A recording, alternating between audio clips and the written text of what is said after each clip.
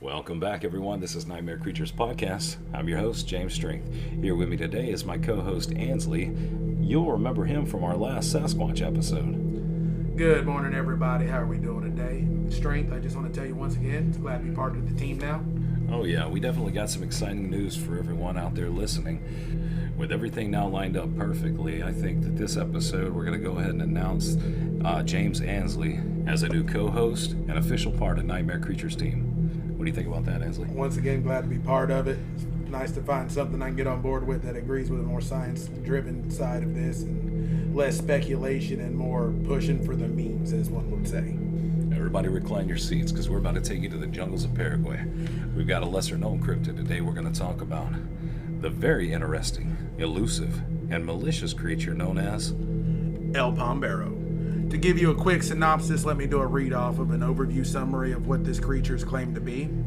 The Pombero, also known as Pomberito in Paraguay, Hairy Feet, or Cayaprai, Lord of the Night.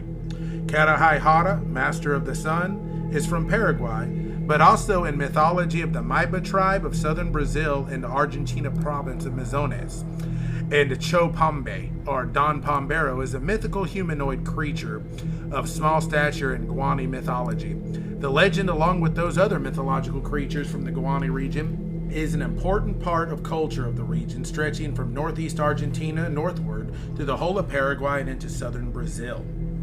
Pombero's original name in the Guarani language is Caraprai, literally the man of the night. He is said to be primarily nocturnal creature. In some parts of Argentina, he is known primarily by the Spanish translation of his name, Señor de la Noche. Although accounts of the Pombero's appearance and nature vary slightly from one community to the next, he's generally described as being gnome-like, generally short, hairy feet, hairy hands.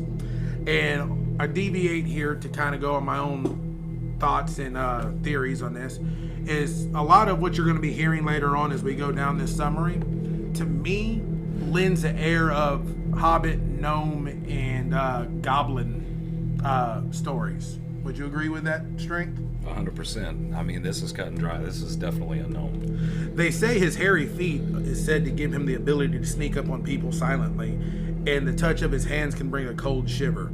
The Pombero generally dwells in jungle-ish rural areas near small villages, but it says that sometimes that they can be seen inhabiting and abandoned houses. They're believed to be able to imitate the sounds of birdsong, but also the speculation differs here on 2 points. One believes that it may use this to hunt birds as a potential prey source, while there are first-hand witness accounts and village legends that El Pombero uses this to be close amongst the bird because he's a guardian of them to protect them from children that hunt them with slingshots. Well, now, hold on a second. I'm going to stop you here. Go for it. Right out the gate, it's definitely called a gnome all day. It is hardcore. Gnomes across the board, they seem to always be little tricksters. You know, totally. Definitely with these bird calls. You know? Not only that, El Pombero is known throughout the area and the region that he is a mischief maker. They'll say that sometimes he'll sneak into farms and scatter rice and corn, or he'll let horses and animals loose out of their stables. Yeah, wherever you keep a horse. Yeah, brain didn't work too well. I 404'd on English. Give me a second. So, and not only that, there also that he'll play pranks on people traveling in between villages. He'll hide in the bushes. He'll throw things at people. He'll spook riders on horses. Right. Well, actually, I got gnome brought up here on Wikipedia. It says the word comes from the Renaissance Latin nomus, which first appeared in a book on nymphs, sylphs, pygmies, and salamanders, and on the other spirits of Paracelsus, published Paracelsus. In Nice in 1566. The English word is attested from the early 18th century. Gnomes are used in Alexander Pope's The Rape of a Lock. The creature from this mock epic are small celestial creatures which were prudish women in their past lives and now spend all of eternity looking out for prudish women. The earth is filled almost to the center with gnomes of Pyrus, a people of small stature, the guardians of treasure, of mines, and of precious stones. They are ingenious, friends of men, and ease to be commanded. They furnish the children of the sages with as much money as they have need of, and never asked any other reward of their services. They are the glory of being commanded. The nomicides, or wives of these gnomes, are little but very handsome, and their habit marvelously curious. We read earlier, actually, where you had mentioned something about where you would leave offerings out that actually befriend them. It's not so much as befriending. It starts off, from what I was gathering in my research, like you're a farmer in Paraguay. You've got rice, maybe some coffee or something, corn. You're trying to eke out the best you can do. If you got this little hairy creature running around, spilling your beans, tipping your bushels of corn and rice out, and you realize that if you just start leaving something out for them, it tends to stop happening. Right. Now, going back to gnomes, where this really struck me from El Pombero is, generally, if I remember correct, gnome and goblin and elf and things along those lines, smaller bipedal humanoid creatures, tend to be more of a Norwegian regional area of like the Danes and the Dansk from the Viking era. Because I remember when I lived in Keflavik for 4 years. Really? Yes. Actually, it was Reykjavik, but we'd go to Keflavik a lot. I had no idea about that. There used to be a Navy base out there. Great place, majestic country, love it to death. If they ever allowed foreigners to own property, I'd move back in a heartbeat. But there's stories of gnomes, elves. In fact, during Christmas time, or around the time of Yule, it was said that you would leave your shoes in the windowsill. If you were good, the gnomes would leave treats and candies in your shoes. If you were bad, they'd leave rotten potatoes. But there's also, back then in those times, you would leave milk, creams, butters, and cheeses and breads out for gnomes to protect your farms, or they'd run amok, which coincides a lot with the traditional whiskey, cigar, honey, and rum that are left out for El Pombero. So, on the funny thing on the whole is, you start getting a feeling that there's like this whole protection racket circa the mafia going on in the cryptid world, where I feel like it's a niche of they're providing a sense of help to receive like food, things of that nature, without having to hunt or work for it. Right. Now, there's a whole bunch of stuff about turning invisible and disappearing and things like that. Yeah. But if you think about a creature that lives in a dense forested area, it's not so much they turn invisible, they're just masters of camouflage. That may be a case. I actually read somewhere where they claim that different little creatures like that, like redcaps, gnomes, and elves, they derive their magic, I believe it was in Ireland or Scotland, from their hat. That if you take the hat from a leprechaun, they're not able to disappear. Yeah. And there's the old legend about the leprechaun. If you're ever chasing a leprechaun, you can't ever blink your eyes all at once. You can't close your eyes. So to actually catch one, you have to blink one eye at a time in order to get it, because if you close your eyes, he can disappear. You grab his hat. Going along that line, if you think about it, the similarities between goblin mythology and gnome mythology, if you take something that's living out in the woods and a master of camouflage, you put a ghillie suit on a gnome, what's it look like? A green little man. Yeah. A hairy green little man. And typically, how does 90% of all goblin sightings go? Yeah, pretty cut and dry. Yeah. To me, they're like the cracked out raccoons of the cryptid world. They're just making a mockery of things. And generally, they're known as mischievous creatures, so you can't tell me they don't have a sense of humor. Right. I mean, if they are sentient of some type, they've probably developed their life's simple. I mean, take the fox, the raccoon, and ravens and crows. These things are known to have a sense of smartassness. Right. They will mess with people just for the shits and giggles of it. Oh yeah, definitely. I've got right here. The first written account of gnomes described them as a very reluctant to interact with humans, which would explain why they live in burrows underground. The gnome's elusive nature has lasted throughout the ages. Even the cute and cuddly gnomes of today have a reputation for being shy, which is why they're often found peeking out from behind plants with a bashful grin. Ancient gnomes who lived underground were often associated with mines and wealth. They were thought to be the guardians of golden treasure. They had great wisdom, not only about mining the earth, but also about managing money in general. Advice from a gnome could make a man rich. I believe that. I think we're getting into leprechaun territory. We are here, but I mean, the thing that I want to hit on that led us back to gnomes is you got a legend that's native to an indigenous tribe of Paraguay and parts of Brazil. And doing some history research, I really did not see too much Dutch or Norwegian interaction with Paraguay. And we got to think of the astronomical distances between the jungles of Paraguay versus Denmark. And to think about the times that these legends began and moved forward. Goes back to our previous episode where we talked about the amount of distance and the lack of international travel. How do we have so many coinciding legends and myths from religions, groups, and populations that had almost zero interaction with each other at the time? I totally agree. It goes hand in hand with my constant argument about the mythology surrounding Indians and how one group of Indians can say that they lived all these years ago with these creatures and still do to this day, and all the way across the other side of the world, these other group of Indians, and everywhere, all over the earth, different name, different history, exact same creature. Oh, think about it. What's going on? They had no contact with each other. I do have a theory while we are on the subject of gnome. I believe it was 3 or 4 years ago they actually found an intact pygmy species of our evolutionary genus. Yeah. In Australia. They were said to be about, 1.5 feet tall, 2 feet? Right, yeah. But they were fully developed. So if you think about it, just as we hinted on our previous episode with Sasquatch being a part of our evolutionary line of Homo sapien, these gnomes and creatures along those lines could just as easily be another offshoot. I mean, if you think about it from a biology and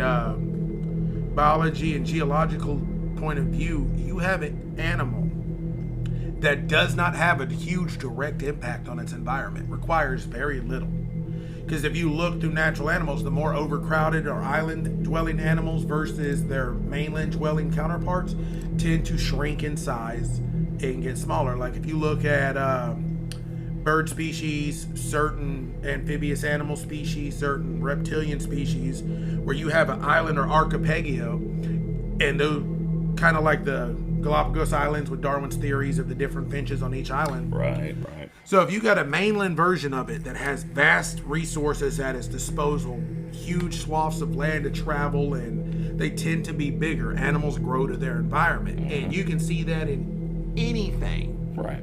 You take a goldfish and you put it in a fish bowl, it's only going to get about as big as your thumb. Right. You put it in a 500-gallon tank, you got a koi pond. Oh yeah. Well, there was a news report I read the other day where a fisherman actually caught a koi fish, and the thing looked like it weighed 30 pounds. It was massive. They said that it's probably worth over $1,000. If you think about it, though, it's a goldfish. Yeah. At the end of the day, the common goldfish we sell at the store is a variant of koi. Right. Now, if you take a small offshoot of our evolutionary line that's living in the jungle that may, if we're talking, be 2 to 2.5 feet tall. Survivability wise, it's got underbrush, it's got means for camouflage, shelter. It doesn't need a lot to go. Right. And how hard is it to find? I mean, how often we find a new species of bird when somebody goes out in the jungle? Yeah, it's every other day. Yeah. Every other day. You spread them out, maybe they're not huge breeders. Maybe at that size. Yeah, I mean, we know nothing about them. Yeah. And the stories of these things are so prevalent. You know, we have no idea what they're capable of doing. They may actually do have magic.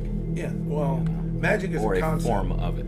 If you look back 57 years ago and you take just the science we have now, it can be construed as magic. If I took take that VO smart water. If I went back to 1938 and I took out an eyedropper that turned this glass of water into grape juice, you'd call me a saint. Right. Take your vape pen, blowing smoke out of your USB port. People would have flipped their minds 20 years ago. Right. So if you take the concept of magic and apply it to science, it's probably just another immutable law of nature that we have not yet grasped the comprehension for. Yeah, 100%. I've actually got a story here. It is an apparent attack by a gnome. It starts out, it was 3 a.m. and we were woken up by a sound that I can only describe as a raspy, gurgling sound. Charlie Thomas is the writer of this story. It was without a doubt the most hideous sound I had ever heard. It freaked us out. Thomas and her husband looked out their bedroom window and saw something that froze their blood. Standing by my pond, holding one of my garden gnomes, was what I can only describe as something out of Grimm's fairy tale. She said the thing was standing in our yard, and it was hideous and grotesque.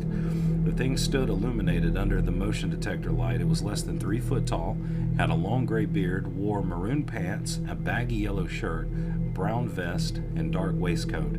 I couldn't tell if it was wearing shoes or not, but it was wearing a reddish-brown pointed hat, she said. Thomas stared at a gnome. The thing that made this creature really hideous was its eyes and teeth, she said. It looked like it was grinning, and its teeth were jagged and pointed. The eyes were little beady, dark, and mean, and they knew that they saw it. This thing, gnome, troll, whatever it was, knew we were looking at it, and it reached into the pond and grabbed a koi. Actually, that's funny. She said right there in front of us, it dropped it in its mouth and swallowed it. We had noticed that every time we put fish in the pond, they disappeared, and we thought it was cats or raccoons eating them. After seeing that, I think that creepy little creature was the guilty party. Pause on that for a second. 2 things. First, the only thing I wish that would have made that story more perfect is if it started with the title Florida Man. Second of all, if we go back to the Pombero research we were doing, a hideous, ugly, harried hand, harried feeted, beady little eyed creature with gnarly, nasty teeth. Right. And I just found the story here. Yeah. That's interesting. This is amazing. This coincides. And I guarantee you this dude has never heard of El Pombero. Oh, no. That's a very And the obscure. closest he's probably ever came to gnomes was that movie that came out a couple of years ago. But if you look through our mythology, we tend to take some of the darker, unknown creatures of our universe and give them that cutesy, flirtsy fare and make stories out of them. Well, just like if I say trolls in America, you're going to hear about the movies, the dolls, these cute little fuzzy things.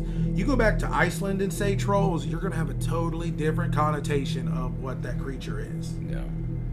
Yeah, they have a pretty rich history about trolls shaping the world, actually. Yeah. I said her husband pushed the window open a few inches, screamed at the creature, telling it to leave their yard or he'd call the police. The gnome simply grinned, laughed, and shot them the bird. They called 911. We just said that we had an intruder in our yard, but we honestly didn't think he was going to be there when they arrived, she said. They didn't tell the police what they'd actually seen. The lights from the police car shone down their lane. The gnome simply disappeared. We told the officers that the person ran off when it saw lights coming up the drive, but they looked around anyway. She said when they were satisfied that it was gone, they came to tell us that they had found only some small shoe prints like a kid. We knew it was no kid. The gnome came back night after night holding a yard ornament and eating their fish. They eventually moved the ornaments and put the fish into a tank in the house, then realized they'd made a mistake. One night after we had removed the fairies and gnomes and fish from the yard, the creature showed up at the usual time, 3 a.m. She said when it showed up and found that the yard ornaments were gone and the fish were gone, it went crazy. It was yelling and screaming something that we couldn't understand, but we did understand that this thing was pissed and wanted us to know it. Exactly. Like, we go back to, even with the gnome, like the Dutch up northern Norwegian areas, they left offerings. Ireland, they would leave offering for fairies and fae. Bread, milk, creams. Right. You leave offerings because our ancestors would sit on their farmsteads and have crap like this happen. Right. I'm sorry, but if it came to me getting a full night's sleep before I had to plow 300 acres with just a donkey, and the only thing stopping me from having any sense of comfort or common relaxation was a 2-foot-tall disheveled crackhead, I'm going to get to a point where, here, have a glass of milk, homie. Right. Yeah, but there comes issues with that. A lot of people, I've heard people speak of situations where you're giving these creatures, or whatever you want to call them, offerings and gifts, and it's almost like you're entertaining them in a way that you're recognizing that they have power over you, and they almost realize that, Yeah, I believe it's part of their nature, if you think about it. Yeah. Take during the 50s in New York with the mafia, when they had the whole insurance. This is exactly the same situation. You create the problem you intend to sell the solution for. Right. I pestered the hell out of you for 4 days, let your cows out. And for those of you that don't know, the hardest and most frustrating time of your life is when somebody does not close the little pasture gate. After they close the gate and you're stuck chasing this freaking Jersey down the side of the road trying to get it back in the little pasture, Right. You realize why we eat beef. So he's got to do this 3 or 4 times a night before, you know what?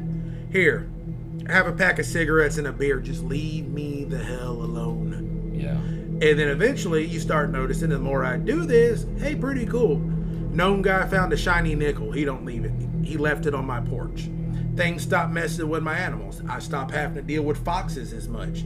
Though, right now, I would not be totally surprised if gnomes had figured out a way to domesticate foxes and raccoons for the strict purpose of causing shenanigans on the farm to come in and, air quotes, fix the problem. So they're poachers, pretty much. They poach, your things. Yeah, pretty much. Why work for it when I can get somebody into to give giving it to you freely. Right, yeah. And if you look at it, I mean, it's just like you see it common in the animal kingdom. There's birds that steal nests. There's animals that strictly eat by stealing the kills of other animals. Right.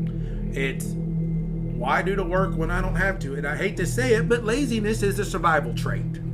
The less amount of resources I got to expend for the maximum return of resources, the more I will thrive as a creature. You're not wrong. And that's with everything. And going on the gnomes and treasures and currency, they might not strictly understand what the sense of value is, but just as a crow and a raven, a raccoon will steal shiny things, maybe it's the same with these. To them, it's a shiny rock. It's not a diamond. They don't care. They don't got a currency. Yeah. Yeah. Are you familiar with house gnomes? Not too much.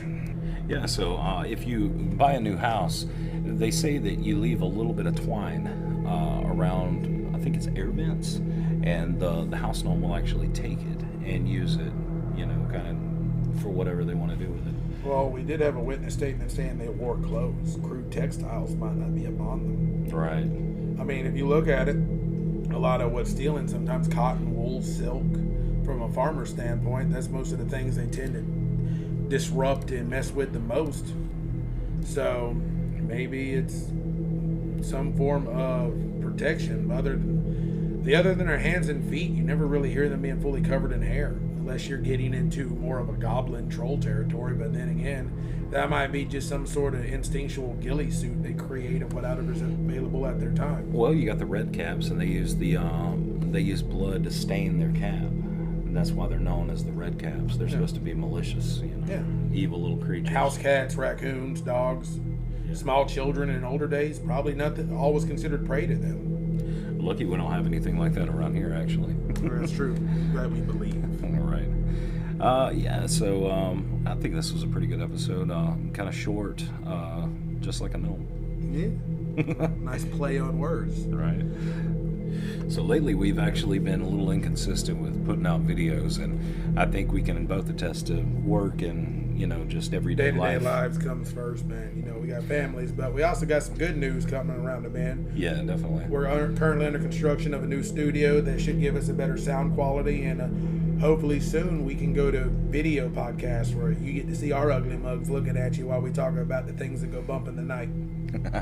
Oh, definitely, yeah. We plan on doing some on-location videos as well. We actually got a really interesting tip of a lady who claims to have either, we can't really decide, we haven't had the interview yet, but it's either a dire wolf or a dogman. So that's going to be really either good. way with the description we're given. Hopefully for y'all, the listeners and soon-to-be viewers, we are going to gather contact with her. We're going to set up an interview. We are going to take recordings and camera recordings of our interview. And then we're going to go on location, look at the area where we're sighted, talk to other people in the area. So we have some really tasty treats coming for you in the near future. This is going to be huge. Oh, it's going to be And big. that's not a joke. This is going to be huge.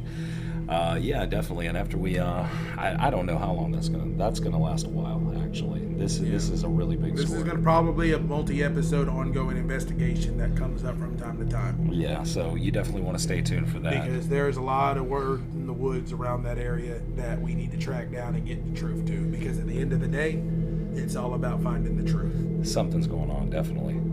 But for now, I'm James Strength. And I'm James Ansley. And there's no such things as fairy tales.